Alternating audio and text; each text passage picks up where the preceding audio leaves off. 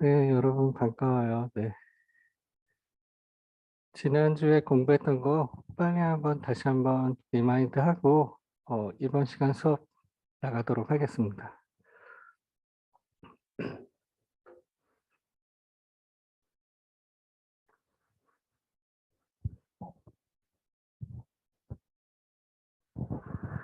네, 지난 시간에 생명윤리학 법 강의 내용으로는 이제 처음 시간이어서 그 개념에 대해서 쭉 설명을 해봤죠. 그래서 생명이란 무엇인지,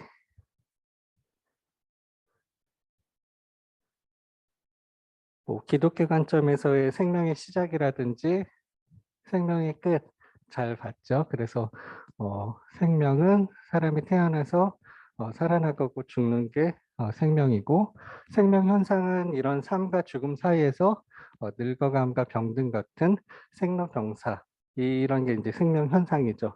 이런 현상은 이제 생명공학 기술이 발달하기 전까지는 누구도 외면할 수 없고 숙명으로 받아들였어야 됐죠. 그래서 이런 생명 현상을 사람들이 어떻게 인지하고 어떻게 반응하고 또 어떻게 함께 처리하는지가 하나의 문화, 즉 생명 문화라고 했죠. 그래서 생명공학의 정의에 대해서도 공부를 했고, 왜 생명공학을 연구했는지에 대한 필요성도 공부를 했어요. 그래서 생명공학 과학기술의 대표적인 예들을 몇 가지들만, 좀 중요한 것들, 큰 것들만 확인을 한번 했고요. 네, 체세포 배합 억제 이제 어떻게 하는지 알겠죠? 와, 이런 생명공학 기술이 이렇게 발전했어요. 네, 이렇게 남자의 정자 없이도 신체 어디에서든지 다 체세포가 어, 띄어낼 수 있거든요. 피부라든지 두피, 신체 장기에서도 어디서든지 다 빼낼 수 있어요. 그래서 복제양 돌리 포유류는 처음으로 이제 영국 에딘버러 연구팀에서 이제 포유류 처음으로 양을 복제했거든요. 이 양이 이제 돌리인데 돌리는 젖샘 체세포를 이제 빼내서 복제한 양이에요. 그래서 이렇게 인류의 생명공학 기술이 이렇게 어, 정자 없이도 체세포를 난자의 난액에 집어넣은 상태에서 전기 자극을 통해서 난액을 빼낸 거죠. 그래서 체세포를 난액의 자리에 어, 투입시키면 생식세포를 인식해서 배아가 형성되는 거예요. 그래서 체세포 배아복제가 이거였고, 이것을 이제 사람의 자궁에 착상시키면 인간이 복제돼서 나오는데, 제 체세포를 쓰면 제가 나온다고 했죠. 신여성 베이비예요. 네, 아이고. 여러분도 여러분 체세포를 사용하면 여러분 똑같은 사람이 이제 키워 나가는 거죠. 네, 어, 괜찮나요? 네, 어렸을 때 저도 귀엽다는 소리 많이 들었는데 아, 그래요. 그래서 배아를 만들 수 있는 방법에 대해서 쭉 4가지 종류에 대해서 했죠. 그래서 자연적 임신, 정자주 입술, 인공수정, 시험관 낙이죠. 그리고 제1행위에서 마지막이 방금 보신 체세포 배아 복제. 그래서 여러분 대면 수업 학생들은 제가 포인터를 이렇게 하면서 이 부분에서는 어떤 생명공학 기술이 투입되고 여기서 어떤 생명윤리 문제가 발생하는지, 1978년도에 이제 시험관학이 처음 성공했을 때 영국에서 막 생명윤리 비난을 엄청 했잖아요. 그리고 이 1행의 4에 이제 포인터를 딱 하면 체세포 배아 복제. 이때는 이제 남자의 정자 없이 체세포만으로 배아를 만들어서 이거 인간을 복제하는 게 옳은 것인지, 여기에 딱 포인트를 대면은 이런 생명공학 기술이 굉장히 발전된 기술이 투입됐고 그에 따라서 어떤 생명윤리의 문제가 발생하는구나.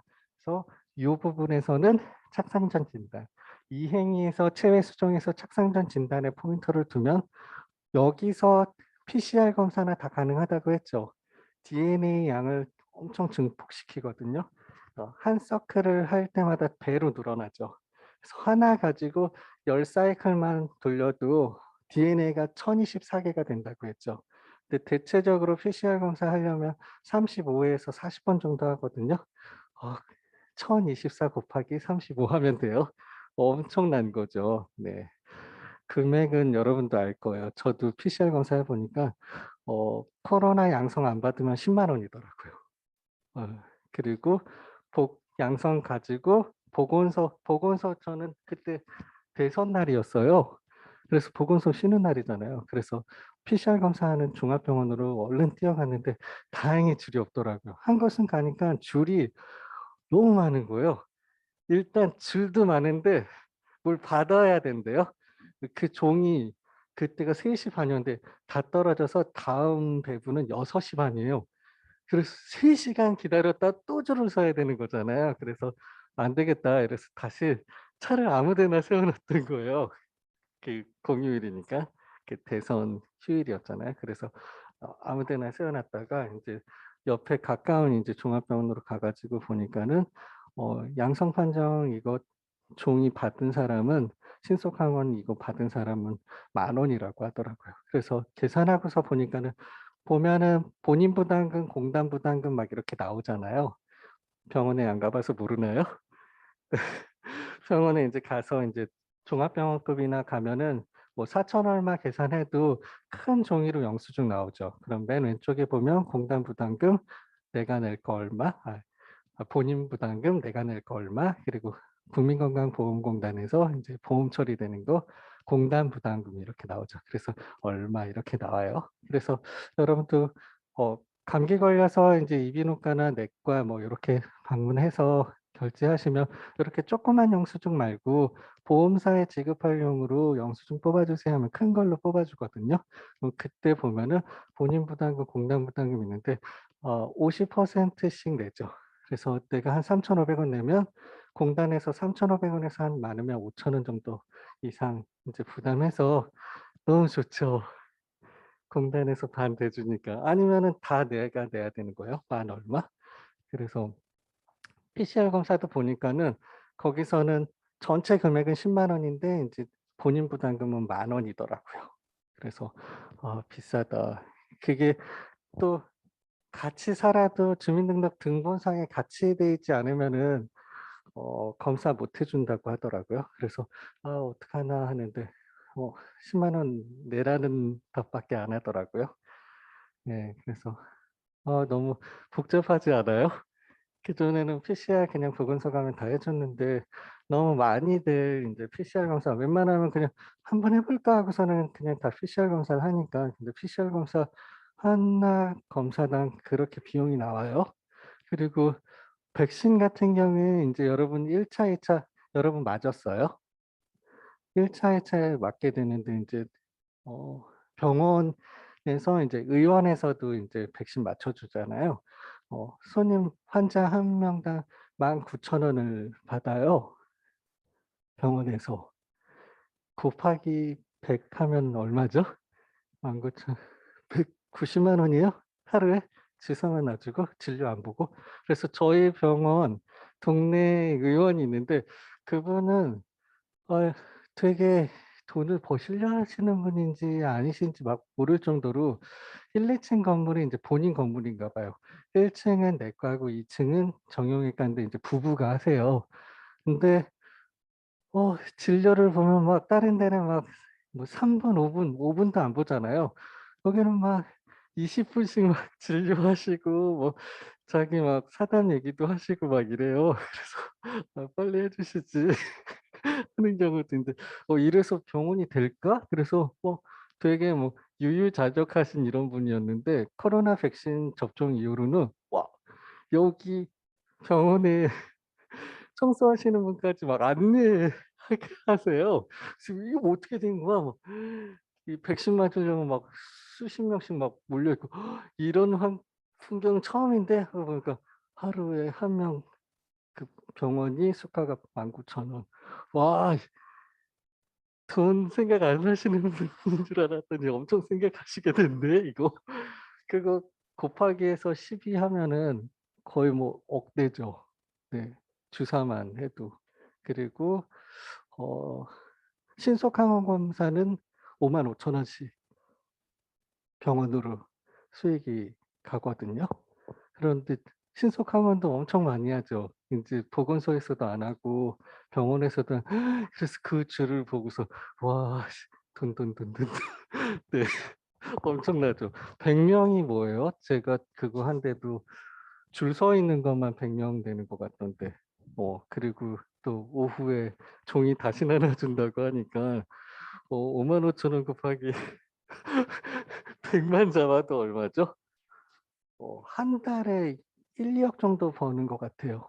네. 엄청난 그래서 코로나로 돈 번 데가 화이자, 모더나 네 거기 말고도 '와 우리나라에서도 의원급에서도 돈 굉장히 많이 벌겠구나.' 싶어요. 네. 그래서 이 PCR 검사 DNA를 증폭하는 거기 때문에 여기서 DNA 검사, 유전자 검사 그리고 디자이너 베이비를 만들 수 있는 게 바로 이 제2 행위에서 체외 수정에서 착상전 진단이죠. 이 이런 기술이 그 PCR 검사 발명하신 분은 노벨 화학상을 수상하신 거예요. 개인적으로도 명예죠.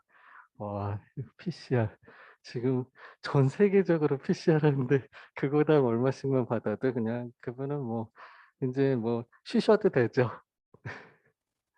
그래서 여러분도 그래서 생명공학과 분들이 있던데 네 생명공학 잘 구해서 우리 인제 공부 안 해도 되는 거죠. 열심히 연구해서. 아니에요? 그래도 공부는 더 해야 되나? 그렇습니다. 그래서 이쪽에서는 어 디자이너 베이비를 생산할 수 있는데 그렇게 해도 되는지에 대한 문제가 생명연리 문제죠.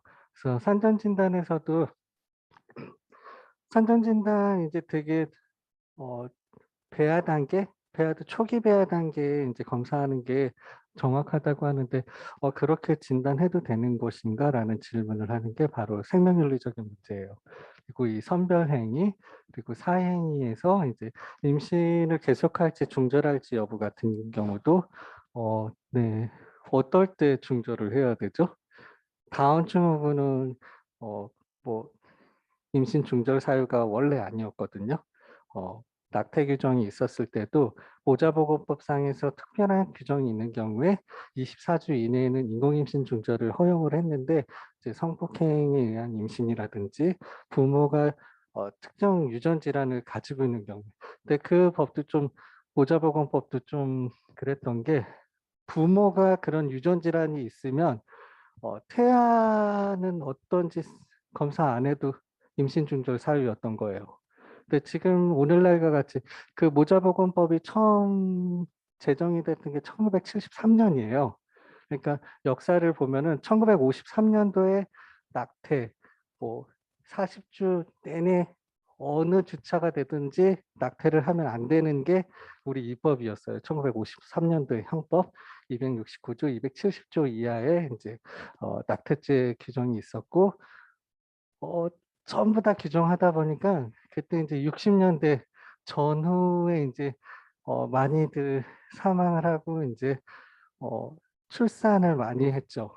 그러다 보니까는 이제 박정희 대통령 정권 때 이렇게 살다가는 하나여도 큰일인데 둘 셋 어떻게 키우려고 막 이렇게 된 거예요. 그래서 산하 제한 정책을 했었죠. 그러다가 인제 전면 금지를 인제 하니깐 1973 년도에는 좀 어느 정도까지는 낙태를 허용해야 되겠다 한 거예요. 그래서 1973 년도에 모자보건법이 생겨서 어떤 특별한 사유 한 5 가지 정도 사유거든요. 요 사유가 해당되면은 24주 이내에는 인공임신 중절을 할 수 있다라고 했던 거예요. 그래서 전면 금지했던 게 24주 안에는 할 수 있게끔. 근데 실질적으로는 불법 낙태가 많이 흥행했기 때문에 마음만 먹으면이라는 표현이 맞을지 모르겠지만 마음만 먹으면 낙태를 할 수는 있는 그런 조건이었어요.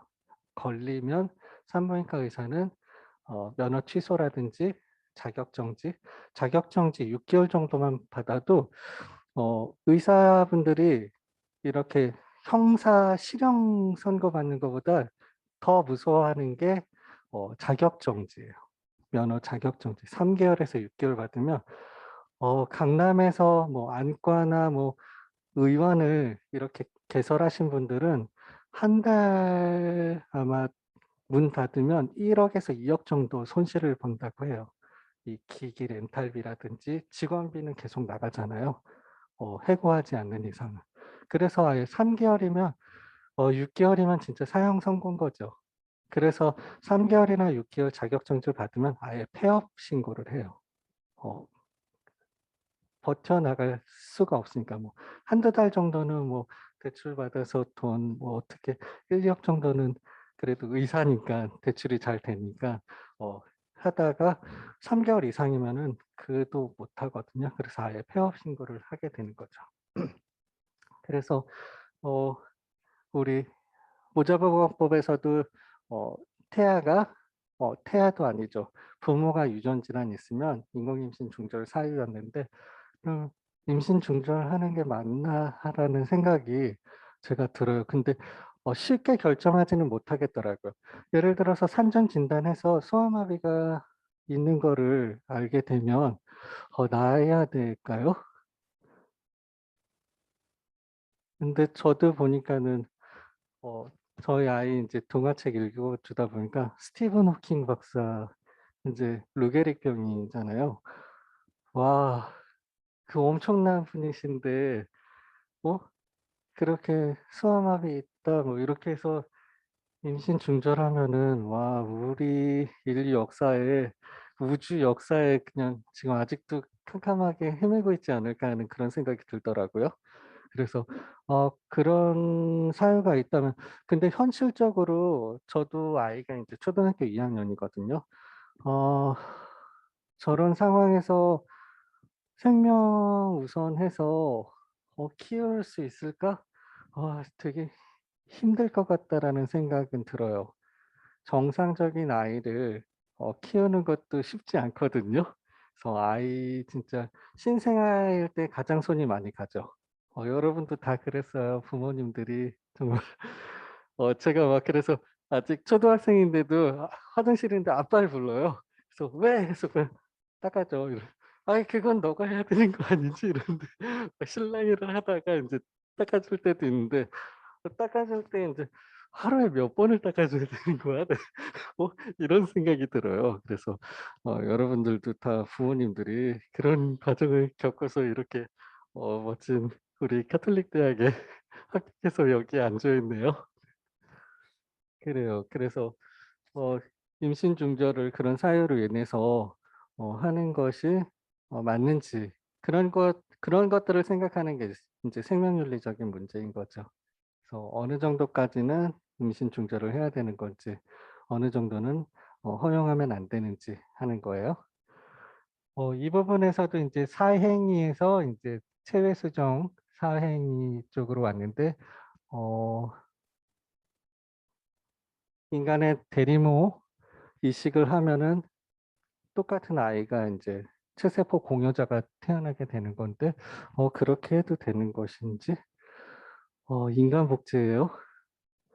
여기서는 이제 1 행위에서 체외 수정, 체세포 배아 복제는 정자 없이 체세포만으로 우리가 배아를 형성하는 게 옳은 것인지에 대한 어 고민을 해 봐야 되는 건데 우리는 그런 고민을 한 적이 없어요.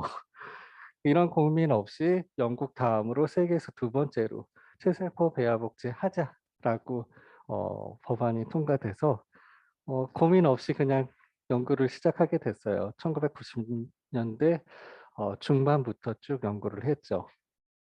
그리고 여기서는 그렇게 체세포 배아 복제 형성한 걸로 사람의 자궁에 착상시키면 인간이 복제되는데 인간 복제해도 되는 것인가.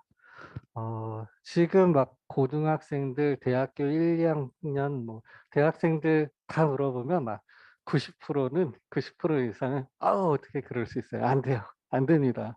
어 "어떻게 그 똑같은 사람을 복제해요." 이러는데 인제 연령대가 인제 좀 더 높아지시고 인제 어 40 대, 50대 막 특히나 뭐 60 대 "복제할까? 해도 될 것 같은데." 예, 내가 아프니까 이제 똑같이 나랑 복제를 똑같이 하면은 뭐 장기 이식할 때도 그 장기가 맞는지 안 맞는지 검사할 필요가 없죠. 나잖아요. 내 몸이기 때문에 뭐 장기를 이식했다고 해서 부작용이 일어나거나 이럴 일이 절대 없는 거거든요. 그래서 연령대가 이제 높아질수록 이제 죽음에 임박한 거잖아요. 아직 뭐 60살 이렇게 해도 120살까지 사니깐요. 다나카 가베 할머니 기사는 제가 계속 서치는 해요. 할머니 인제 아직 살아 계시나? 내가 제가 인제 이번 학기 내라도 돌아가신 기사가 올라오면 여러 분 말씀드릴게요. 지금 119세 3 개월 접어드셨으니까 네 그래요. 그래서 이런 표를 보고선 제가 이 표 안에서 딱 여기서 딱 포인터를 딱 대면은 1 행의 3 에서 인공수정에서 어떤 생명공학 기술이 투입되고 그에 따라서 어떤 생명윤리 문제가 발생하는지 제가 요즘에는 또 사유리 씨 문제 얘기도 말씀드렸죠. 정자 제공자 누구 정자 제공자인지는 모르지만은 뭐 영국 쪽 정자 제공자인 것 같아요. 젠을 보니까. 그쵸. 그래서 일본 사람들이 유럽에 대한 동경이 좀 있거든요. 특히 파리라든지 프랑스라든지 이런 유럽 쪽에 동경이 있어서 아마 그래서 유럽 쪽 정자를 제공받은 것 같아요. 근데 그렇게 인공수정을 했는데 '그렇게 해도 되나?' 그런 문제를 인제 생각해 보는 게 생명윤리 문제예요. 그래서 여러분들은 어떻게 생각하는지 제가 이런 걸 중간고사 논술형으로 내거든요. 근데 여러분 제가 처음 수강 신청할 때 22 명이어서 뭐 이 정도면 22 명이면 한 하루 안 걸리거든요. 몇 시간 정도면은 중간고사, 기말고사 논술형 다 검사할 수 있는데 인제 최종 수강 신청을 120 명? 네. 어 우리 가톨릭 대학에는 수강생 많아도 강사료 그대로더라고요. 그래서 120 어떡하지? 근데 되게 부담이 됐던 게 사이버 캠퍼스가 굉장히 되게 잘 돼 있더라고요 여러분. 그래서 보니까는 거기에 여러분 접속 기록이라든지 뭐 몇 번 확인했는지 공지사항 읽었는지 안 읽었는지 다 확인이 가능하더라고요. 그래서 거기에 또 있는 게 여러분이 이 수업에 대한 기대치가 있더라고요. 그래서 생명윤리학 법도 그렇고 의료법도 그렇고 막 다 100% 예요. 여러분이 선정하는 거죠 그거는. 제가 잘 몰라서. 어떤 학생은 0 이더라고요.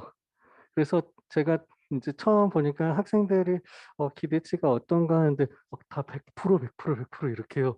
부담돼. 어떡하지? 제가 생명윤리 강의가 9년 차인데 저 어젯밤에까지도 막 다시 한번 어 틀린 거 없지 하면서 법조문도 다시 확인하고 그 문구 하나하나 말하는 거 하나하나가 어 자연스럽게 하려고 막 몇 번 연습하고 그러고 왔어요. 그래서 어 작년까지만 해도 그냥 다 아는 지식으로 그냥 눈 감고도 다 강의가 가능하잖아요. 그래 가지고 그렇게 했는데 여러분들 기대치가 너무 높아서 '아 틀리면 안 되지?' 그래서 다시 한번 내용들도 바뀐 게 없는지 다시 한번 확인하고 들어오느라고 그러다 보니까는 제가 강의 인제 3 시간 수업 인제 플랜 짜고 하다 보니까 어 '1 시간 비면 어떡하지?'라고 해서 늦게 올렸는데 너무 늦게 올려서 미안해요. 제가 처음에 오리엔테이션 때 "여러분 자료는 화요일 수업이니까 수요일 날 올릴게요." 했더라고요. 저도 제 강의 다시 한번 모니터링 하거든요. 아우 여러분 어 저번에 이제 반밖에 못해 가지고 '반 하면 되겠다.' 했는데 실제 인제 다시 한번 확인해 보니까 혹시나 1 시간 빌까 봐 올린 건데 그냥 여러분 안 읽고 왔어도 그냥 PPT 자료 같이 보면서 편하게 인제 하면 될 것 같고 다음 주 시간에 인제 올려 드린 첨부 자료만 한번 읽어 보시면 될 것 같아요. 네. 그래서 저번 주에 이런 거 공부했어요. 그래서 인간 생명 발생 단계에서 어떤 생명공학 기술이 투입이 되고 그에 따라서 어떤 생명윤리 문제가 발생하는지 제가 일일이 다 말씀 못 드린 것들도 있거든요. 그래서 여러분들이 여기서 또 어떤 생명윤리 문제들이 발생할 수 있는지 여러분들이 또 생각해 볼 수 있는 그런 표예요, 이게. 그래서 이 표만 잘 기억해 두시면은 네, 어떤 생명윤리 문제가 인간 생명 발생 단계에서 나오는지 생각해 볼 수 있는 그런 표라 이 표가 되게 잘 만들지 않았어요? 예. 그래서 제가 이거 제 박사학위 논문에도 이걸 넣은 것 같은데 네, 그래요. 그래서 여러 가지 산전 진단 기술 그리고 착상전 진단의 여러 가지 방법들 봤죠. 중압 연세반은 제가 그 유튜브 자료 올린 거 한번 보셨어요? 보셨어요? 8 분짜리라 제가 설명하는 것보다 카이스트 교수님이 되게 쉽게 잘 설명을 해 놓으셨더라고요. 왜 PCR 검사인지, PCR 검사 어떻게 하는지 제가 8 분짜리로 올려 놨거든요. 네. 그래서 그걸 보시는 게 더 나을 것 같아요. 그래서 오늘은 생명공학에 대한 4 가지 가치 관점을 보려고 해요. 그래서 우리나라에서 인제 초반에 있었던 논의 내용인데 생명공학 기술을 어디까지 투입할지에 대한 논의들이 있었어요. 그래서 4 가지 가치 관점은 윤리주의, 과학주의, 규범주의, 공리주의 이렇게 4 가지 인제 어떻게 하면은 생명공학 연구를 어디까지 할 것인지에 대한 논의들이 있었는데 우리나라에서의 그 어 윤리주의, 과학주의, 규범주의는 좀 윤리주의에 좀 치우친 면이 있고 공리주의는 과학주의에 좀 치우친 면이 있어요. 네. 그래서 하나부터 인제 우리가 자료를 보면서 인제 공부를 해 볼게요. 그래서 지금부터 인제 윤리주의, 과학주의, 규범주의, 공리주의에 대해서 좀 공부를 할 텐데 우리가 이 이론은 어떻고 저 이론은 어떻고 이렇게 암기하고 뭐 이러려는 게 아니라 각각의 주장하는 내용들이 과연 우리가 생명공학 연구를 함에 있어서 '어떤 게 최선일까?'라는 걸 생각해 보려고 한번 보려고 하는 거예요. 네. 시험에는 내야 되나? 네. 객관식이라 내기는 할 거예요. 네. 우리가 20 문제 낸다고 했죠. 네. 20 문제. 네. 40 점씩 배정이죠. 그래서 한 문제에 2 점씩 하면 될 것 같은데 이거 무슨 주인지 객관식 고르는 거 너무 쉽죠. 사지선다를 넣을게요. 그래서 딱 보시면은 '아 이거 윤리주의 얘기구나.' 제가 쭉 서술을 해 놓을 거예요. 그럼 4 가지 공론 담론 중에서 어디에 해당하는 것인지 고르시오라는 거 명문제 낼 거예요.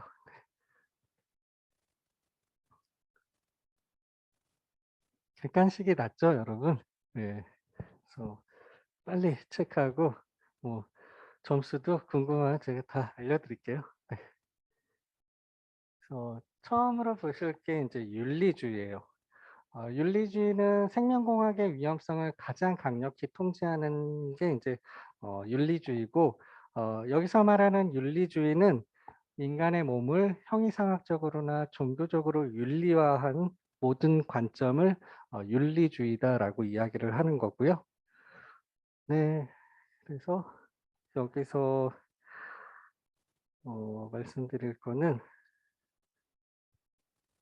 윤리주의는 어 생명공학의 개입이 생명남을 윤리적으로 종교적으로 기독교적으로 봤을 때 종교적인 이런 종교 윤리가 많이 있어서 생명공학의 개입은 생명나무의 실과에 손을 뻗치는 행위로 인제 터부시하는데 이거에 대해서 쪼끔 말씀드리면 우리가 지난 시간에 인제 인간을 어떻게 만드는지 말씀드렸죠. 기독교적으로 이제 흙으로 사람을 하나님의 형상으로 만드셔서 코에 인제 생명 후 이렇게 불어 넣어서 인제 생명이 인제 탄생하게 된 거잖아요. 그래서 처음 인제 만들어진 사람이 인제 아담과 하와여서 아담과 하와 이야기 말씀을 드렸었나요, 저번에? 선악과 나무 열매는 먹지 말아라.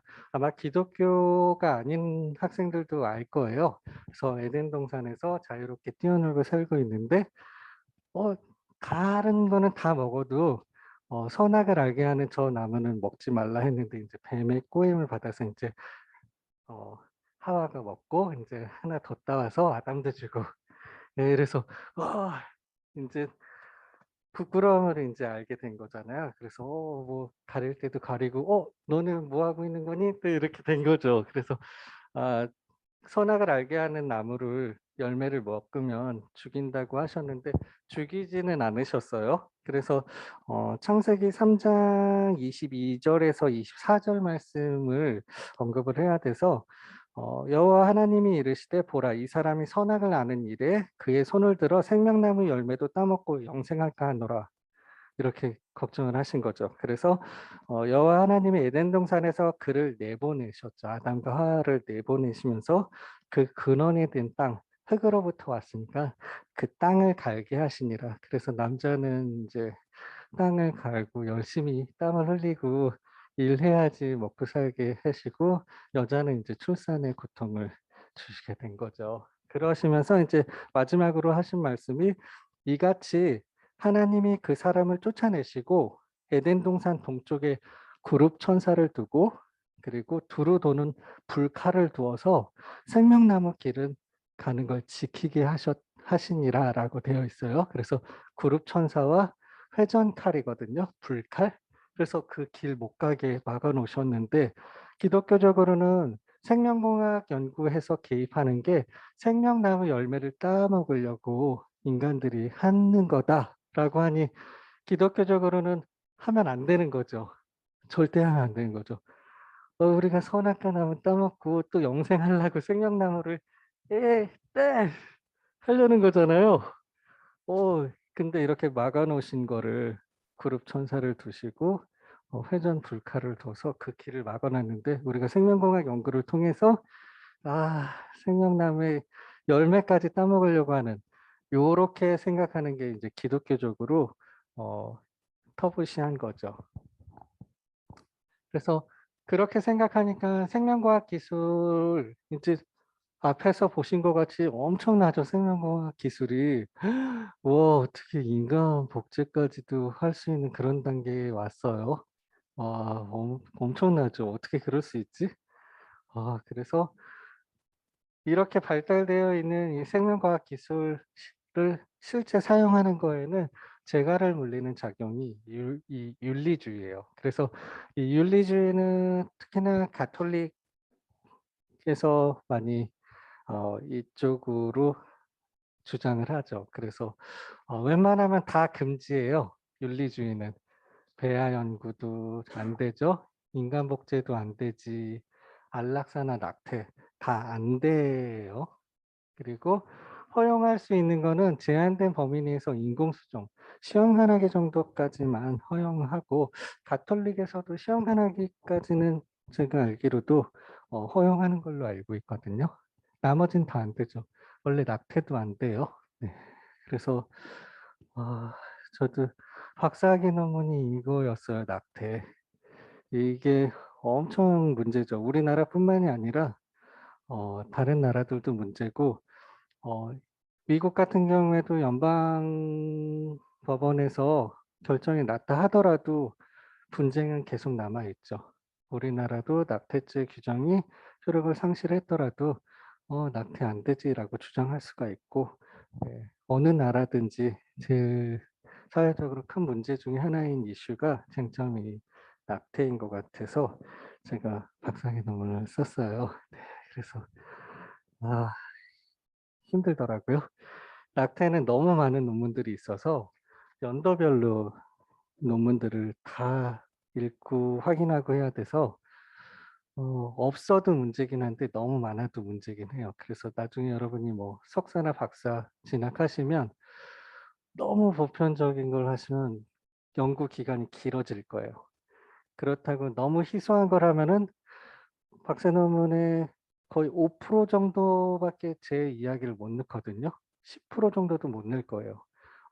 거의 90% 이상은 다른 학자나 논의들을 정리해서 자기 생각은 5에서 한 10%도 안 되는 것 같아요. 한 5% 정도? 그런데 너무 희귀한 영역이면은 다른 사람들이 한 말이 없는 거죠. 제가 다 해야 되는 거예요. 90% 95%를. 그렇게는 되게 힘들거든요. 그래서 여러분들이 그런 것도 생각하시면 될 것 같아요. 과들이 너무 다양해서 네. 다 어디로 진출할 줄 몰라서 학계로 오신다면은 네 석사, 박사 어느 전공이든지 그럴 거예요. 네. 그렇습니다. 남 얘기가 아닐지도 몰라요. 근데 대학원 과정은 너무 고되고 힘든 것 같아요.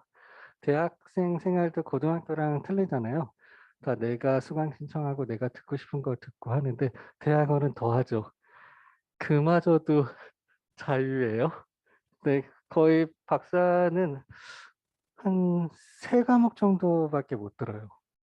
제가 석사 때만 해도 한 7 과목씩 들었거든요. 그래서 듣고 싶은 거 다 듣고 있는데 특히나 박사 때는 3 과목 수강 신청했는데도 너무 벅찬 거예요. 막 빗불 나오고 4 과목 신청했다 그래서 '와 안 되겠다.' 그래서 3 과목씩 했는데 3 과목도 너무 힘이 들어요. 네. 그렇습니다. 그래서 남 얘기가 든 그런 얘기해서 미안해요. 그래서 윤리주의는 이렇게 웬만하면 생명공학 연구를 가장 다 반대하는 쪽이 윤리주의예요. 윤리주의는 이런 흐름은 오늘날과 같은 다원주의 사회에서는 종교들 사이에서도 차별성뿐만 아니라 같은 종교 안에서도 생명공학에 대한 윤리적 판단이 다원적일 수 있기 때문에 생명공학에 대한 법적 규율이 가능할 정도로 정합적이진 않은 게 이 윤리주의의 문제예요. 같은 종교 내에서도 의견이 갈릴 수 있죠. 한 쟁점에 관련해서. 그래서 가톨릭 종교윤리 같은 것도 나중에 우리가 같이 보실 텐데요. 한 쟁점 사항에 대해서도 그나마 가톨릭은 로마 교황청에서 이제 결정한 사항들이 있는데 그거에 따라서도 각각의 신부님들은 달리 볼 수도 있거든요. 그래서 보수냐 뭐 진보냐 막 이런 논의가 갈리기도 해요. 그렇기 때문에 법적 규율을 할 수 있을 정도로 정합적이진 않거든요. 그래서 틀릴 수도 있다라는 게 이 윤리주의의 같은 종교 어 에서도 주장하는 것들이 틀리기 때문에 법으로까지는 하기는 좀 어렵다라는 거죠. 그래서 이 윤리주의는 법치 국가에서는 규범주의로 좀 수정되려는 면모를 보이고 있어요.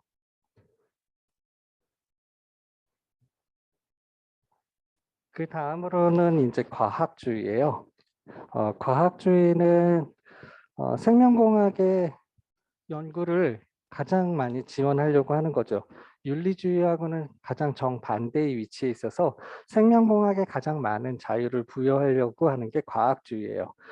과학주의는 우리 인류 역사 발전에서도 보면 과학의 발전은 인류의 역사에서 자유를 확대하는 데 기여를 계속 해왔기 때문에 과학의 발전과 자유의 증진이 여전히 함께할 거라는 이런 꿈 같은 그림을 생명공학에도 타당할 것으로 보는 관점이 바로 이 과학주의예요.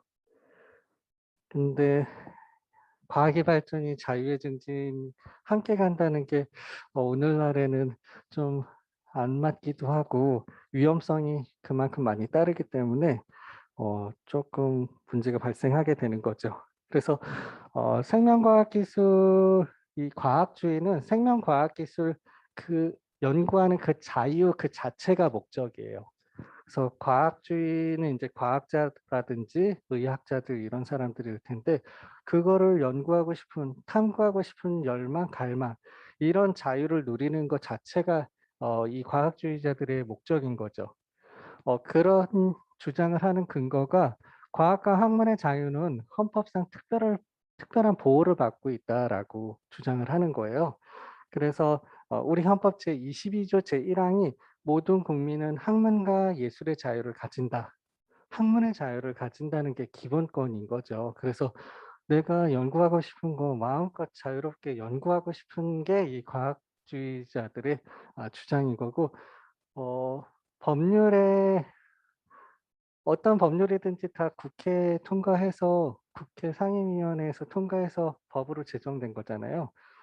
재정에 있어서는 동등하지만 효력상에서는 최상위 법이 헌법이거든요. 그래서 우리 헌법의 기본권에 맞지 않는다라고 하면 위헌법률 심판 청구를 하죠. 그래서 이 법률 조항은 헌법에 위배된다라고 위헌법률 심판을 청구하고 만약에 기각을 당하면 한 번의 기회가 더 있죠. 이런 법률 조항이 있어서 내 기본권이 침해됐다라고 해서 헌법소원 심판을 청구를 한 번 더 할 수 있어요. 그래서 이 법률이 헌법에 위반된다라고 하면 위헌법률 심판 청구를 해서 통과되면 '아 헌법에 불합치하네. 위헌이네.'라면은 그 조항이 인제 효력을 상실할 수 있는 거죠. 단순 위헌 판결을 내리면 그 법률 조항은 바로 효력을 상실해요. 그리고 위헌이라고 할 수 있는 헌법 불합치 결정이 있는데 헌법 불합치 결정을 하는 이유는 위헌인데 바로 위헌하면 그 법률 조항이 바로 효력을 상실하니까 법에 공백이 생기니까 어느 정도 기간을 줄 테니 입법부가 좀 수정하거나 새로 제정을 해라라고 하는 게 헌법 불합치예요. 그래서 헌법 불합치도 위헌이긴 위헌인 거예요. 그래서 요런 두 가지 방법이 있어서 효력상에 있어서는 헌법에 위배되면 안 되잖아요, 우리 실정법들이. 그래서 이 헌법재판제도가 1989 년도에 인제 처음 헌법재판소가 생겨서 제 역할을 아주 잘 수행을 하고 있어서 우리나라 헌법재판제도에 대해서는 뭐 동남아나 많은 국가에서 헌법재판 제도를 배우러 유학을 오기도 해요. 그래서 되게 잘 돼 있죠. 어 정당도 해산하기도 하고 대통령도 탄핵하고 위헌법률 심판 청구도 잘해서 어 기본권이 침해됐다 하면 헌법 소원도 해서 잘 결정을 해 주고 있는 그런 상황인 것 같아요. 그리고 그래서 효력상에 있어서는 우리 실정법에 '이거 헌법에 위배되네.'라고 하면 어느 법률이든지 헌법재판소에 위헌법률 심판 청구할 수 있는 거예요. 그래서 입법부가 법은 제정을 할 수 있죠. 막강한 권력이죠. 그래도 좀 안심할 수 있는 게 입법부 너희들이 법을 이렇게 제정했더라도 헌법에 위반되면 이 법은 위헌으로 효력을 상실하게 되지라고 하는 이런 제도적 장치가 하나 더 있긴 하는 거예요. 그래서 우리는 그게 아직 잘 작동하고 있어서 아주 잘 법도 만들어지고 실행하는 데에도 되게 잘 운영되고 있는 국가인 거예요. 그래서 헌법 제127 조를 보시면은 국가는 제1 항이 "국가는 과학기술의 혁신과 정보 및 인력의 개발을 통하여 국민 경제 발전에 노력하여야 한다."라고 해서 이 과학주의자들은 헌법에 봐라. 어 헌법 제22 조에 학문의 자유 있지 않느냐. 그리고 127 조에 국가는 경제 발전하기 위해서 이런 과학 기술을 증진시켜야 된다.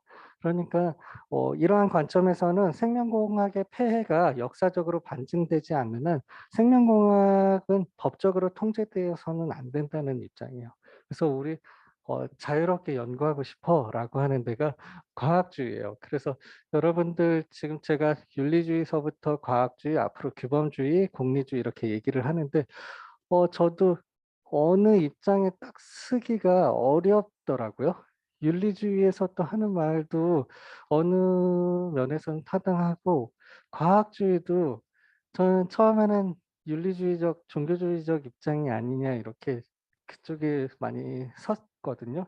근데 과학주의도 내가 과학자고 연구하는 입장이라면 이렇게 자유를 누리고 싶을 것 같기는 해요.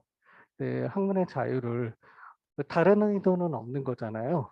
그냥 그런 분들은 뭐 부를 노리고선 하시는 것도 아니고 내가 지적 호기심에 의해서 연구하시고 싶은 이런 분들이 또 이런 순수한 과학자들이 또 많이 있어요. 근데 우리 또 영화를 보면 또 그렇지 않죠. 악당들이 항상 있잖아요. 그래서 그런 부분도 생각을 안 할 수는 없는 것 같아요. 그래서 네. 과학주의는 그래서 여러분들이 각각의 이제 공론들을 뭐 윤리주의, 과학주의, 뭐 규범주의, 공리주의 각각의 주장들을 어떻게 하고 어떤 것들은 나한테도 또 맞겠네라고 할 수 있을 거예요. 그래서 여러분들이 그거는 이제 나는 이거 이렇게 취합을 한번 해보세요. 그래서 오늘날의 이제 시민사회는 과학의 발전에 자유의 확장이라는 아까 역사적인 믿음이 점차 해체되고 있죠.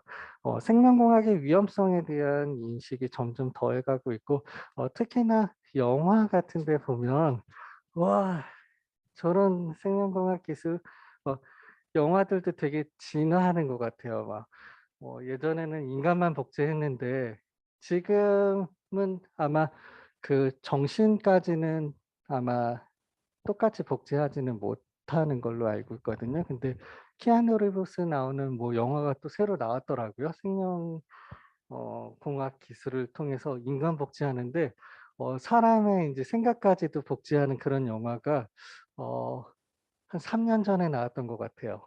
2019 년에 제가 학생들하고 봤었던 것 같거든요. 제가 매년 생명윤리 이제 강의하면서 생명윤리에 관련된 영화를 한 편을 시청을 항상 꼭 해요. 그러다가 2020 년부터는 이제 코로나 때문에 대면 대면을 못 하니까 대면 못 하고 영상으로 하는데 영화 틀어 주면 안 되잖아요. 그래서 그때부터 영화를 못 봤는데 되게 제가 2014 년부터 계속 영화 한 편씩 봤는데 이 영화도 되게 같은 생명 복제에서도 진화를 하더라고요. 그래서 처음에는 인간 복제하는 뭐 아일랜드 같은 영화 같은 경우 아일랜드 간다고 와 다 좋아하는데 죽으러 가는 거잖아요. 장기 이식하고 죽으러 가는 건데 인제 그것도 모르고 있다가 지금 복제 인간 만들어도 똑같이 만들 수는 없거든요. 그래서 외형은 똑같더라도 그 사람이 저는 아닌 거죠. 저랑 생각이 똑같은 건 아니죠. 그런데 인제 그 키아누 리브스 제가 그 영화 제목이 지금 바로 생각이 안 나는데 키아누 리브스가 인제 그거 연구하는 인제 연구자인데 이 생각까지도 복제를 한다고 나와요. 근데 처음에 그 아일랜드 영화 나왔을 때도 '에 어떻게 저렇게 돼?' 근데 가능한 거잖아요. 생각을 어떻게 해? 근데 또 한 20년 후에는 '가능하네.' 이렇게 될 수도 있을 것 같아요. 그래서 같은 복제 영화들도 계속 막 진화를 하고 있어요. 근데 거기서도 어떤 영화든지 다 선이 있으면 악이 있잖아요. 뭐 악이 없는 영화 뭐 인터레스팅하지 않잖아요. 흥행에 실패하잖아요. 그래서 꼭 악당은 나쁜 애, 아주 악랄한 애들로 나오잖아요. 그런 걸 많이 또 봐서 그런지 이 과학의 발전이 저는 또 악당들 손에 들어가면 큰일인 거죠. 인간 복제 와 복제 인간 막 디자이너 베이비 만들 수 있으니까 와 다 슈퍼맨 같은 얘로 인제 디자인해서 실제 나치 독일은 우성 이런 것들을 연구를 많이 했죠. 그래서 같은 독일인이라고 하더라도 핸디캡이 있는 뭐 신체 장애자라든지 이런 사람들은 우리 그렇게 멀지 않은 역사였어요. 뭐 아우슈비츠로 같이 보내서 뭐 죽이기도 하고 도태사되는 거잖아요. 그래서 건장한 독일인 이렇게 많이 해요. 그래서 보니까는 저도 유럽에서 한 3년 살았거든요. 이제 다국적으로 인제 직원들이 다 국가별로 있었어요. 근데 어 독일 직원들을 인제 상기시켜 보면 되게 건강해요. 네. 저보다 더 건강한 것 같아요. 여직원분들, 동료들 보면은 똑똑해요. 그리고 그거 어떻게 그렇게 우성의 디자인을 미리 한 거죠. 그래서 그렇게 되면은 저는 뭐 너무 힘이 없는 거죠. 네. 그래서 그런 걸로 때문에도 네 이 과학주의 어 윤리주의에서는 되게 조심하고 하죠. 다음으로는 인제 규범주의인데 규범주의는 생명공학의 규범적 한계를 인간의 존엄성에서 찾고 있어요. 그래서 헌법 제10조가 모든 국민은 인간으로서의 존엄과 가치를 가지고 인간 존엄성 가장 헌법에서도 가장 기본권 중에서도 가장 상위에 있다고 할 수 있는 기본권이 헌법 제10조 인간 존엄성이에요. 그래서 기본권이라고 다 똑같이 동등하게 보장되는 게 아니거든요. 뭐 국방의 의무라든지 인간 존엄 뭐 이런 거 있을 때 어떤 기본권이 더 위에 있는지 그래서 병역 회피자 같은 경우에 이제 국방의 의무와 나의 양심의 자유, 종교적 양심의 자유 어떤 게 더 우위에 있느냐 헌법재판소 결정이 다 이미 내려져 있어요. 우리 분단 국가에 있어서는 양심의 자유보다 국방의 의무가 좀 우위에 있다라고 선고를 하기도 해서 양심적 병역 거무자들을 거의 군대 가면은 영창 가요. 네. 그래서 제일 많이 가 있는 게 이제 육군 신병훈련소 이제 마지막 코스가 영창을 이제 가요. 그래서 어, 본보기죠. 너 이렇게 하면 어? 여호와의 증인은 집총을 거부해요. 군인이 이제 총을 쏴야 되는데 총을 안 들면 집총 거부, 명령 불복종이어서 바로 영창을 가요. 그래서 좀 이상하지 않고 좀 정상적인 것 같은데 영창 왜 할지 하면 거의 여호와의 증인이에요. 네. 그래서 영창을 한번 보고 너네도 사고 치면 영창 온다 이렇게 한번 보고 가요. 네, 그렇습니다. 그래서 여러분들 또 군대 가야죠. 네. 저희 아이도 이제 초등학교 2학년인데 빨리 통일됐으면 좋겠는데 저희 아버지랑 저희 형님하고 저 이제 남자 둘이거든요. 저희 2대의 군복무 기간 합치면 30년이거든요. 그래서 저희 아이는 좀 '다른 방법이 없을까?' 하는 생각을 하는데요. 네. 뭐 3 대째 뭐 막 병역 의무자 막 자랑스럽잖아요. 근데 우린 벌써 2 대가 30년 했어요. 저희 아버님 직업군인이셔서 전쟁 2 개를 참전하셨죠. 한국 전쟁하고 베트남 전쟁. 그래서 전쟁도 2 개나 갔다 오셨는데 그래요. 안 갈 수 있는 방법은 로스쿨 가는 방법밖에 지금은 없는 것 같아요. 로스쿨 가면은 예전에는 군대 가면은 인제 어 군법무관으로 가는 게 제일 사법시험 시절에는 군법무관 가는 게 제일 잘 군대 가는 건데 요즘에는 로스쿨 졸업생들은 그 그 군대도 가기 싫은 거예요. 그래서 추세가 공익법무관을 더 선호해요. 그래서 공익법무관은 이제 각급의 검찰청으로 가요. 검찰청이나 인제 복지공단 무료 변론해 주는 뭐 이런 데로 가죠. 그래서 대신에 3 년간 복무를 해요. 우리 사병들 지금 18 개월 복무죠. 36 개월이니까 2 배로 근무해야 되는데 대신에 군대는 안 가잖아요. 논산훈련소 4주 훈련만 받고 저도 제 후배에 인제 논산훈련소 퇴소한다고 인제 면회 갔는데 저는 수류탄 투척할 때가 제일 무서웠거든요.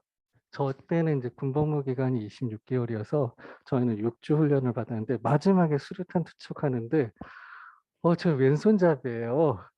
왼손잡이여서 왼손잡이는 수류탄을 거꾸로 들고 핀을 거꾸로 뽑거든요. 근데 뽑을 때 안 뽑히더라고요. 그래서 딱 뽑는데 이렇게 된 것 같아요. 3초 뒤에 터지잖아요. 어떡해. 이렇게 옆에 있던 중이 인제 장교가 "침착하게 던져." 터지면 다 같이 죽는 거잖아요. "침착해, 침착해. 던져. 그냥 던져." 이러시더라고요. 그래서 던지고 딱 숨었는데 저희는 홈이 파인데 딱 던지게 됐거든요. 다행히 이렇게 했을 때 피는 안 빠졌나 보더라고요. 그래서 안 터져서 살아서 여기 있어요. 그래서 저는 그 수류탄 투척했던 때가 좀 생각이 많이 나 가지고 공익법무관 인제 신청한 후배한테 수류탄 투척 어떻게 써?" 이랬더니 "모형 장난감 주던데요." 이렇게 뭐야? 어 이 사람들은 다 지금 변호사 자격증을 딴 사람들이잖아요. 어 죽게 되면 100% 소송 들어오겠죠. 그래서 수류탄 투척도 모의 장난감으로 던져서 피욱 터지는 거 하고 끝난대요. 그래서 '아 그렇구나. 좋다.' 이랬어요. 그리고 공익법무관들 기본 월급이 한 150 나올 거예요. 지금 사병 월급은 얼마인지 모르겠는데 150만 원 정도 3년 받는 거죠. 다 민간인으로 민간 복장 입고 공익법무관 그 명찰 목걸이만 달고 다녀요. 그래서 어 서울로도 파견이 나올 수도 있고 해서 민간인 같이 활동을 하죠. 검찰청에 인제 검찰청 국가 변론으로 하는 이런 검사로 활동을 할 수도 있는 거여서 민간인 자격증인 거죠. 군복은 딱 그때 4 주만 훈련받고 안 입는 거예요. 그래서 '아 로스쿨을 보내야 되나?' 그래요. 그거 말고는 다른 방법은 없는 것 같아요. 어 통일되지 않는 이상. 근데 바로 통일될 것 같진 않고 통일 막 다 될 것 같았었잖아요. 김정일 죽고. 예 안 되네요. 쉽지 않은가 봐요. 그래요. 그래서 로스쿨은 군대 공익법무관 가는 용으로 가야 되는 것인가? 그리고 "너 하고 싶은 거 해라." 왜 인간 수명 120 살 졸업하고 나도 한 26 정도 되잖아요. 아닌가? 네 그래요. 그래서 여러분도 과들이 다 다양해 가지고 하고 싶은 거 다 하고 '아 이거 아니다.' 싶으면은 또 딴 것도 해 보고 그래요. 예 인간 수명 120 살이니까 한 두세 개 직업은 해볼 수 있지 않을까요? 네 그렇습니다. 아직 1 학년들도 많은 것 같은데 이런 얘기해서 미안해요. 네. 근데 인제 혹시나 자기가 인제 '잘못 선택한 것 같다.'라고 하면 얼마든지 쿨하게 다음도 선택할 수 있다는 그런 거를 말씀드리고 싶었어요. 저도 군인이 되고 싶었는데 안 되길 잘한 것 같긴 해요. 군대 가 보니까 생각했던 거랑 틀리더라고요. 그렇습니다. 그래서 이 규범주의는 이 생명과학의 규범적 한계를 인간 존엄성에서 찾고 있는 거죠. 그래서 윤리주의가 법치주의 국가에서는 인제 규범주의로 변모하는 형상을 많이 보이고 있어서 윤리주의에서의 그 신성성, 생명에 대한 신성성은 규범주의에서는 자연성으로 변모를 하고 인간 생명은 창조주의 전권이잖아요. 하나님만 할 수 있는 그런 건데 규범주의에 와서는 이 창조주의 전권이 아니라 인간 생명의 연속성으로 변모하게 됐어요. 그래서 우리가 연속성과 자연성에 대해서는 조금 한번 봐야 될 필요가 있어서 어 연속성 먼저 볼게요. 연속성은 어 배아나 이 정자, 난자가 수정해서 이 수정란이 또 세포 분열을 하면 이제 배아가 되죠. 이 배아나 태아나 이런 이 생명체가 자연적으로 생성될 때 가지고 있는 네네. 그게 네. 배아나 태아 바로 분만 직후는 신생아라고 하죠. 신생아 그리고 이제 어린이, 장년 이렇게 쭉 가는 이 생명은 연속성이 있고 생명의 연속성이 끝나지 않은 뇌사자의 생명도 원칙적으로 현행 법질서에서 처벌 불가능한 지위를 누려야 한다는 게 연속성 논증이에요. 그래서 연속성 논증에서 여러분하고 좀 이야기하고 싶은 거는 어 저도 남학생이어 가지고 남학생이잖아요. 그 여학생 여자가 아니어서 이 생리주기 이런 거를 잘 그냥 글로만 배웠어요, 글로만. 그러다 보니까는 생명이 언제 시작했는지 그 기준이 명확해야 되잖아요. 우리 형사 처벌하려면 이 생명이 언제부터고 명확해야지 되거든요. 근데 언제 잉태되고 언제 생명이 됐을까? 가톨릭에서는 정자와 난자가 수정된 이때부터 생명으로 보죠. 수정란부터 생명이에요. 그래서 배아, 태아, 신생아, 어린이 뭐 다 이렇게 생명 다 똑같다고 보는 거죠. 그러면은 언제 임신한 걸로 보냐라는 게 언제부터 배아가 생성된 거고 언제부터 인간의 시작이냐라는 게 어 진짜 이거를 명확하게 하는 게 인간 생명이 정확히 어느 시점에서 잉태되었는지를 이런 문제를 푸는 게 마치 성경에서 창세기에서 "태초에 하느님이 천지를 창조하시니라."라고 한 이 태초가 언제인지 이거를 명확히 하는 것 같이 되게 어려운 상황인 거죠. 그래서 현재 산부인과에서는 국제 통용 임신 주수를 사용해요. 그래서 규칙적인 생리를 하는 여성을 기준으로 해서 마지막 생리 초일부터 280 일을 이제 예정일로 보는 거여서 그 280 일이 임신 40 주인 거예요. 그래서 이렇게 따지다 보면은 전체 임신 몇 주입니다 이렇게 얘기할 때 임신 주수 40 주에는 지금 수정 마지막 생리 초일에서부터 이걸 좀 더 자세히 보면요. 마지막 생리 초일에서부터 네 저도 남자여서 이게 글로만 봐 가지고 어 마지막 생리 초일이 언젠지 막 그냥 글이에요. 근데 인제 여학생들은 좀 더 잘 알 수 있겠죠. 마지막 생리 초일부터 2주 후에 인제 배란일이죠. 이 배란일이 인제 정자와 난자가 수정된 수정이라고 동일한 거죠. 그래서 임신 전체 40 주에는 임시 가톨릭에서 보는 수정된 시점에는 임신 2 주는 빠져 있는 거죠. 마지막 생리 초일에서 정자 난자가 수정된 이 시점, 배란 시점이 실제 수정란이 생긴 시점이니까요. 남학생들 알겠어요? 가톨릭에서 인간 생명이 시작된 건 정자와 난자가 만나야 되잖아요. 수정란 시점부터인데 우리 산부인과에서 사용하는 국제 통용 임신 주수는 마지막 생리 초일에서부터 280 일을 계산하니까 아직 수정되기 전 단계 마지막 생리 초일에서 정자 난자 배란이 돼서 정자 난자가 수정된 이 임신 2 주가 포함되어 있다는 거죠.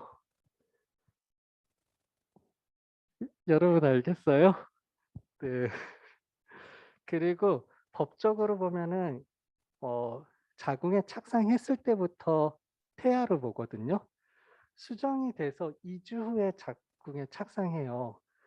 그러면은 법적으로 보면은 지금 임신 4 주는 좀 법률상으로도 보호하는 게 좀 공백이 생기는 거죠. 자궁에 착상하고 난 다음부터 진통이 올 때까지 태아로 보니까.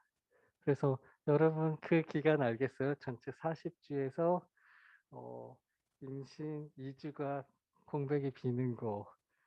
임신 초일부터 네 배란일 때 인제 정자 난자가 만나서 수정이 되니까 전체 임신 주수에는 이 임신되지 않은 그 가톨릭에서 말하는 생명이라고 말할 수 있기 전 2 주가 40 주에는 포함되어 있는 거죠. 네. 여학생들은 많이 인제 고개 끄덕이는 것 같은데 남학생들은 아직도 잘 모르겠는 거예요. 네. 생리를 안 해봐 가지고. 네. 그래요. 좀 이해가 안 되면 사이버 캠퍼스에 다시 한번 올려 드리니깐 그걸 다시 한번 들으시면 될 것 같아요. 그래서 전체 임신 40 주에서는 임신 기간이 2 주가 빠져 있다라고 볼 수 있는 거죠. 이 산부인과에서는 이렇게 해서 역추적해서 '생명이 언제 잉태됐겠구나.'라고 추정을 하는 거예요. 그렇지 않고서는 언제 생명이 태어났다고 할 수 없는데 이게 정확히 맞기 때문에 국제 통용으로도 임신 40 주를 이렇게 계산을 해요. 네. 그렇습니다. 벌써 시간이 많이 지나서 조금만 더 하고 할게요. 그래서 어 여러분하고 이제 법학 과목이기 때문에 생명윤리와 법이기 때문에 어 수정란에서 자궁에 착상하기 전까지 이때가 인제 배아라고 했죠. 법학적으로요. 자궁에 착상하고 한 이후에도 의학적으로는 배아로 보기도 하거든요. 근데 인제 법학에서는 수정란 임신 전체 40 주에서 2 주인 거 인지 알겠죠? 수정란이 생긴 때 마지막 생리 초일부터 배란일까지 그 임신 2 주는 빠지니까 배란이 일단 돼야지 정자가 난자와 만나서 수정란이 만들어지잖아요. 그래서 이 수정란이 만들어지는 이 임신 2 주부터 자궁에 착상하기 전까지가 배아예요, 법학에서는. 이 배아는 생명윤리 및 안전에 관한 법률에 의해서 보호를 받고 있어요. 그래서 아까 우리 인간 생명 발생 초기 단계에서 어 사행위에서 체외 수정 머릿속에 생각이 나나요? 뭐 잉여배야 뭐 이식, 폐기 이런 거 결정하죠. 어떻게 이식해도 되는지 생명윤리 및 안전에 관한 법률에서는 인간의 자궁에 착상할 수 없게끔 금지시켜 놨어요. 그래서 하면 안 돼요. 그리고 어 하나의 배아만 체세포 배아만 생성된 게 아니라 여러 개를 생성하죠. 그중에서 인제 연구하고 남은 거 잉여 배아라고 할 수 있는데 이 잉여 배아들은 어느 기간까지 보관을 하고 뭐 5년 이상 된 거는 뭐 연구용으로 쓴다든지 이런 것들이 다 생명윤리 및 안전에 관한 법률과 시행령, 시행규칙에 다 규정이 되어 있어요. 그래서 배아는 이렇게 수정란부터 자궁에 착상하기 전까지 배아는 생명윤리 및 안전에 관한 법률에 의해서 보호를 받고 있는 거죠. 근데 법률적으로 인제 자궁에 착상하면 인제 태아로 보는데 태아서부터 인제 진통이 오기 전까지는 사람이에요. 태아예요, 태아. 이 태아는 형법에서 인제 보호를 했었죠. 모주보건법하고 인제 형법의 낙태죄 조문에 의해서 보호를 받았는데 지금 헌법 불합치 결정이 났잖아요. 형법의 낙태죄 조항 269 조와 270조 1항 중에서 의사 부분이 헌법 불합치 결정을 받아서 기간 줬는데 2020년 12월 31 일까지 고쳐 봐 이렇게 한 거예요. 결정은 2019년 4월 16일 날 냈는데 바로 위헌 결정 안 내고 헌법 불합치 결정을 내려서 기간을 주기로 한 거죠. 법의 공백을 생기게 하지 않기 위해서 2020년 12월 31일 날 인제 그때까지 입법부가 고쳐 봐라 했는데 아직도 안 고쳤어요. 그래서 지금 착상 후 임신, 출산하기 전까지의 태아는 보호를 받지 못하고 있는 상황이에요. 되게 웃기죠. 어 자궁에 착상하기 전 단계인 이 배아는 생명윤리 및 안전에 관한 법률에 의해서 보호를 받고 있는데 자궁에 착상함과 동시에 어 지금 법의 공백으로 인해서 몇 주에 상관없이 다 인공 임신 중절할 수가 있는 거예요. 임산부도 처벌할 수 없고 의료인도 처벌할 수 없는 그런 단계예요. 그래서 예전에 인제 남아선호 사상이었을 때는 막 판결문들도 보면은 34 주인데도 낙태를 해요. 네. 30주 이후부터는 임산부한테도 굉장히 위험하거든요. 근데 낙태를 강행해요. 뭐 엄마 죽든 말든 상관없이 그냥 낙태하는 거죠. 아기도 큰 상태이기 때문에 어 어 그래요. 그래서 지금은 주수에 상관없이 어 보호를 못 받고 있죠, 되려 태아는. 그래서 인제 분만과 분만 직후 이때는 인제 영아라고 해요. 그래서 신생아라고도 하죠. 이 영아는 영아 살해죄에서 우리 형법에서 보호를 받고 있고 이제 분만 직후가 아니고 인제 출산한 이후에는 사람이기 때문에 형법에서 인제 보호를 하죠. 죽이면 인제 살인죄로 기소되고 그래서 형법의 보호를 받아요. 죽음의 단계에서 보면은 우리 형법은 심폐사예요. 심장이 이제 정지하면 이제 사망 선고를 의사가 하죠. 그래서 사망한 이후에 뭐 사체를 손괴하거나 뭐 훼손하고 하면은 어 사체 영득죄로 인제 형법에 의해서 처벌을 받죠. 근데 인제 심폐사 죽기 전과 뇌사 판정받은 이 중간 사이가 있어요. 이때는 장기 등 이식에 관한 법률에 의해서 어 보호를 받거나 뇌사자 죽은 걸로 인정, 뇌사 판정 시점이 죽은 시점으로 보게 되어 있거든요. 그래서 인간 생명 쭉 수정란서부터 태아, 영아, 어 사람, 뇌사자, 심폐자 이렇게까지 각 단계별로 법률들이 다 보호를 받고 있어요. 근데 인제 태아만 인제 헌법재판소에서 헌법불합치 결정이 나서, 그것도 한 번 결정 났던 게 아니에요. 그 낙태죄 조문에 대한 것도 계속 논의가 있다가 어 2012 년에 합헌 결정이 났었죠. 그리고 7년 만에 2019 년에 이제 헌법불합치 결정이 나서 "이거는 헌법에 위반된다."라고 한 거죠.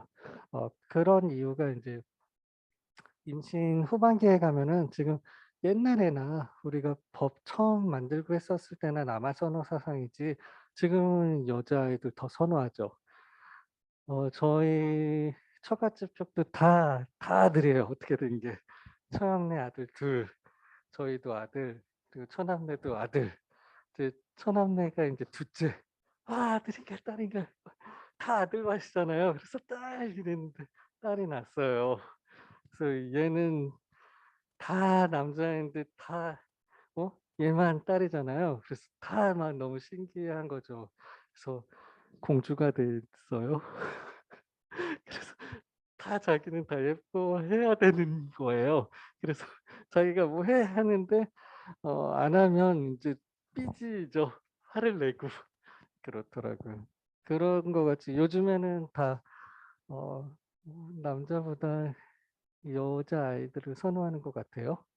제 주변에도 보면은 남자아이들보다 인제 여자아이를 낳고 싶어 하는 사람들이 많은 것 같아요. 네, 그래요. 여러분은 어때요? 아, 생각 안 해 봤구나. 아직 먼 남일이에요? 네, 미안해요. 너무 빨리 물어봤네요. 근데 우리 생명윤리 시간에는 제가 수업 시간에 뭐 여러분 견해는 어떤지도 막 물어보고 그러거든요. 지금 코로나 아니었으면은 막 마이크 주고 막 이랬을 텐데 마이크도 함부로 못 주잖아요. 그리고 카드는 제 개인 마이크 쓰지 말라고 하더라고요. 여기 내장되어 있는 이 마이크만 써야 된대요. 여러분 줌으로 수업 듣는 학생들은 대면은 뭐 제 개인 마이크 써도 잘 들릴 텐데, 줌으로 듣는 학생들은 개인 마이크를 쓰면은 목소리가 녹음 안 되는 경향이 많아서, 될 수 있으면 이거를 쓰라는 게 온라인 동영상 강의에 그렇게 돼 있어요. 그래서 "개인 마이크 쓰지 마라." 이렇게 돼 있더라고요. 그래서 네, 열심히 잘 닦고 씌우고 그러고 있어요. 이거 하나 갖고 다 쓰시더라고요. 제가 여러분 수업 끝나고 인제 왔다 갔다 할 때 보니까 아까 내가 썼던 마이크잖아. 어 닦아 주시는 분은 없는 것 같더라고요. 네. 그래서 벌써 시간이 많이 지나서 여러분 좀 갈증 좀 나죠? 우리 한 10 분만 쉬었다가 15분 쉴까요? 저희가 1 시간 50 분짜리가 10분 정도 걸리더라고요. 이 회의 줌 녹음 자료를 MP4 파일로 변환하려면 지금 시간 정도면 15분 정도 걸리니까 11시 40 분에 수업 다시 시작할게요. 2 교시 11시 40 분에요.